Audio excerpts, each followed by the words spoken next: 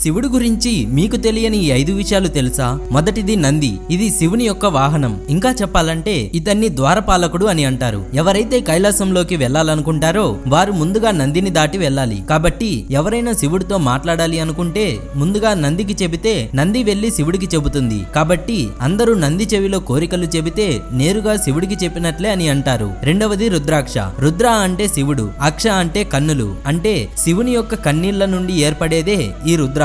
ఇది రక్షణ, ఆధ్యాత్మిక అభివృద్ధి మరియు కష్టాల నుంచి విముక్తిని కలిగిస్తుంది. మూడవది పాము. శివుడి మెడలో 3 చుట్లు చుట్టుకొని ఉంటుంది. ఆ 3 చుట్లు అనేవి భూత, వర్తమాన, భవిష్యత్తు కాలాన్ని తెలియజేస్తాయి. నాలుగవది శివుడి కన్ను. ఇది శివుడి యొక్క కోపాన్ని తెలియజేస్తుంది. ఇది తెరిచినప్పుడు ఎదురైన ప్రతిదాన్ని బూడిదిగా మార్చే అగ్ని నేత్రం. ఇక ఐదవది శివుడి దగ్గర ఉండే త్రిశూలం.